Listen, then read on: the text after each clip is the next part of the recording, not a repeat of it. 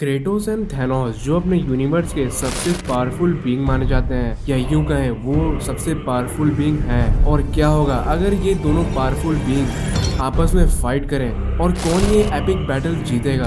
सो हे guys, मैं हूं Shaurya Satyarth and you are watching gaming generation. इस चैनल पे मैं गेम्स की स्टोरीज को हिंदी में एक्सप्लेन करता हूं एंड डिफरेंट टाइप के गेम्स टॉपिक पर भी वीडियो बनाता हूं। एंड ये एक कोलैब वीडियो है ओमनी स्पार्क के साथ। हे गाइस, मैं हूं साहिल फ्रॉम ओमनी स्पार्क और आज के इस वीडियो में हम लोग क्रेटोस वर्सेस थैनोस की एपिक बैटल को एक्सप्लेन करेंगे। हम ये एक्सप्लेन करेंगे कि थैनोस एंड क्रेटोस के बीच की एपिक बैटल कौन जीतेगा और कौन होगा लास्ट मैन स्टैंडिंग। सो अब without wasting any time let's begin.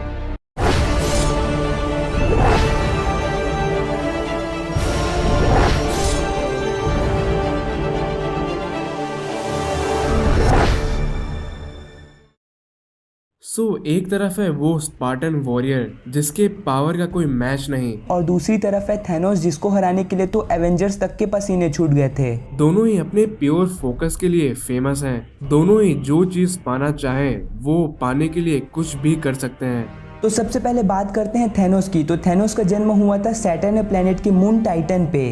Titan के लोग इटर्नल स्पीसीज के थे और वो लोग लगभग इंसान जैसे ही दिखते थे, लेकिन थैनोस के अंदर में डेविएंट्स प्रजाति का जीन था। थैनोस बचपन में शांत स्वभाव का था और खून खराबे से दूर ही रहता था, लेकिन कुछ टाइम बाद थैनोस की दोस्ती एक लड़की से होती है जो कि थैनोस को कम्प्लीटली चेंज कर देती है। थैनोस उस लड़की को प्रपोज करता है, लेकिन वो लड़की कहती है कि तुम अगर मेरे बातों को मानोगे तो ही मैं तुम्हारे साथ आऊंगी। और फिर थैनोस उस लड़की की वजह से लोगों को मारने लगता है। तो गाइस, ये था थैनोस का ओरिजिन स्टोरी, वो भी शॉर्ट में। अब अगर बात करें क्रेटोस की, तो क्रेटोस के लिए मैं एक ही लाइन बोलना चाहूंगा, क्रेटोस गॉड ऑफ वॉर है। क्रेटोस बचपन से ही काफी गुस्से वाला था और बहुत ही फोकस्ड आदमी था। उसे स्पार्टा का बेस्ट वॉरियर बनना था, बट एरिस क्रेटोस के भाई डेमोस को अपने साथ किडनैप करके ले जाता है। फिर बड़ा होने के बाद क्रेटोस स्पार्टन वॉरियर बनता है। फर्दर क्रेटोस स्पार्टन जनरल बन गया। बारबेरियन से हारने के बाद क्रेटोस एरिस की हेल्प मांगता है और उसी वक्त क्रेटोस को मिलता है bread of chaos. In simple word, Olympus की बर्बादी। एरिस क्रेटोस से क्रेटोस की फैमिली को मरवा देता है और ये एरिस की आखिरी गलतियों में से एक था। क्रेटोस एरिस को मार देता है, बट ज़्यूस इस बात से कुछ नहीं सीखता और ज़्यूस भी क्रेटोस से पंगा ले ही लेता है। फर्दर क्रेटोस अपना फेथ चेंज कर Zeus the God of sky को डिफीट कर ही देता है। इस दौरान वो 2 बार मरता भी है और 2 बार हेल में भी जाता है, पर वो अपनी ताकत से दोनों बार हेल से वापस आता है। हाँ, एक बार उसकी मदद गाया ने की थी, बट फिर भी क्रेटोस हेल से वापस आया है और ये कोई आम बात नहीं है। क्रेटोस एक एक्सट्रीमली पावरफुल बीइंग है और अगर थैनोस के खिलाफ किसी को स्टैंड करना बेस्ट ऑप्शन होगा तो वो डेफिनेटली क्रेटोस ही होगा, because Kratos God of war है। क्रेटोस किसी भी सिचुएशन में अपनी मानसिक संतुलन नहीं खोता। क्रेटोस अपने ब्रेन से फाइट करता है and this is the only reason Kratos कभी भी कोई फाइट नहीं हारता। बट अगर बात दिमाग की आई है तो थैनोस भी इस जगह पर कमजोर और फूल नहीं है। अगर ब्रेन की बात करें तो थैनोस यूनिवर्स का सबसे इंटेलिजेंट बीइंग है, नो डाउट। तो गाइस, अब हम लोग थैनोस के पावर्स एंड एबिलिटीज को जानते हैं। थैनोस एक एक्सट्रीम पावरफुल टाइटन है और ये कहना गलत नहीं होगा कि थैनोस यूनिवर्स के सबसे पावरफुल बीइंग में से एक है। थैनोस आसानी से पावरफुल बीइंग जैसे कि थॉर और हल्क से फाइट करता है और उन्हें लगभग हरा भी देता है। थैनोस के एबिलिटीज हैं जैसे कि super human durability, super human strength और तो और थैनोस किसी भी डैमेज को आसानी से हील कर लेता है। और अगर थैनोस के पास पूरे 6 इन्फिनिटी स्टोन हो तो थैनोस नाइक ओमनीपोटेंस हो जाता है। नाइक ओमनीपोटेंस कोई छोटी मोटी पावर नहीं है, इससे थैनोस लगभग हर काम को कर सकता है। Reality control, time control, universe destruction और क्रिएशन, ये सभी काम थैनोस आसानी से कर सकता है अगर उसके पास पूरे 6 इन्फिनिटी स्टोन हो तब। और थैनोस टेलीपोर्ट भी हो सकता है और इन सभी पावर्स के बाद थैनोस के पास 6 स्टोन्स के भी पावर्स हैं, जैसे कि स्पेस को कंट्रोल करने का पावर, रियलिटी को कंट्रोल करने का पावर, माइंड को कंट्रोल करने का पावर। पावर स्टोन की वजह से थैनोस को एक्सट्रीम पावर मिल जाता है और टाइम स्टोन की वजह से थैनोस टाइम को भी कंट्रोल कर सकता है और सोल स्टोन की वजह से सोल को।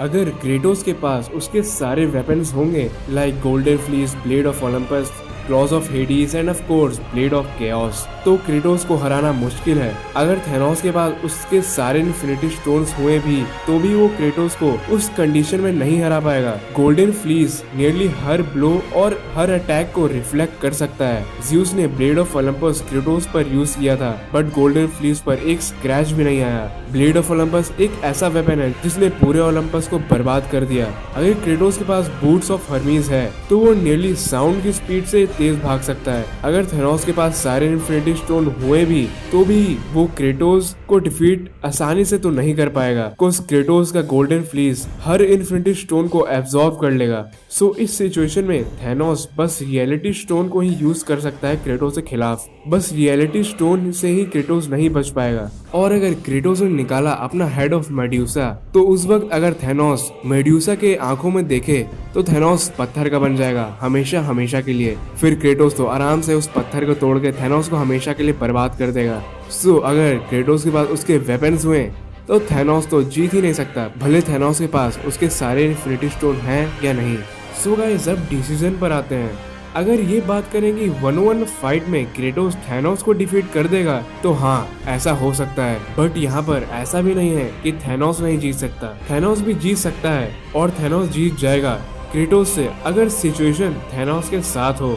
सो किन किन सिचुएशन में थैनोस जीतेगा एंड किन किन सिचुएशन में क्रेटोस जीतेगा, आइए बात करते हैं। अब बात करते हैं कि थैनोस किस सिचुएशन में जीत सकता है। अगर थैनोस के पास पूरे 6 स्टोन्स हो तो थैनोस क्रेटोस को हरा देगा, क्योंकि 6 स्टोन से थैनोस लगभग सर्वशक्तिमान बन जाता है और यूनिवर्स पे लगभग पूरा कंट्रोल थैनोस का ही होता है। लेकिन बिना इन्फिनिटी स्टोन के थैनोस के लिए बहुत ज्यादा मुश्किल होगा क्रेटोस को हराना। एक और सिचुएशन है जिसमें थैनोस क्रेटोस को हरा देगा। अगर थैनोस के पास हर्ट ऑफ यूनिवर्स हो तो थैनोस हरा देगा क्रेटोस को। हर्ट ऑफ यूनिवर्स से थैनोस नाइग ओमनीपोटेंट नहीं बल्कि नियर ओमनीपोटेंट हो जाता है और थैनोस ने द हर्ट ऑफ यूनिवर्स से लिविंग ट्रिब्यूनल तक को हराया था और शायद बियॉन्डर तक को हरा दे।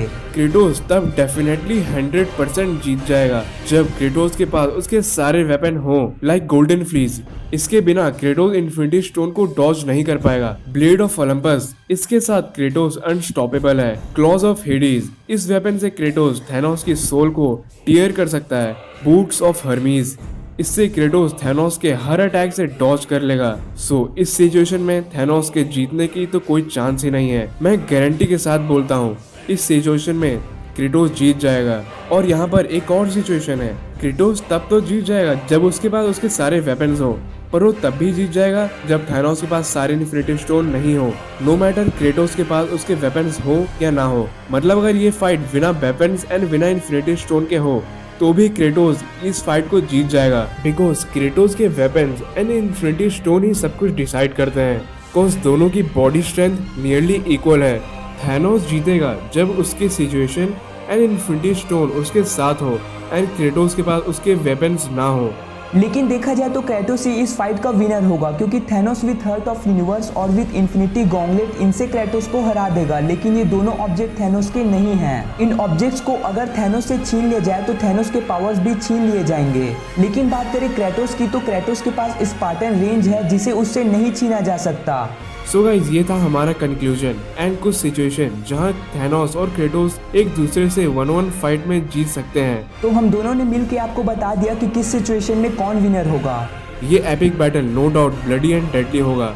भले कुछ भी सिचुएशन हो, दोनों सब कुछ हैंडल करने की पावर रखते हैं, बट हमारे हिसाब से क्रेटोस एंड थैनोस अपने एडवांटेज वाले सिचुएशन में जीत जाएंगे। तो गाइस ये था हमारा आज का कॉलेज वीडियो। अगर आपको वीडियो पसंद आए तो वीडियो को लाइक कीजिएगा, इस वीडियो को अपने फ्रेंड के साथ में शेयर भी कीजिएगा और हम दोनों के चैनल को सब्सक्राइब कीजिएगा। एंड गाइस वीडियो खत्म करने से पहले मैं फिर से एक बात हाईलाइट करना चाहता हूँ, क्रेटोस गॉड ऑफ वॉर है। So finally thanks for watching.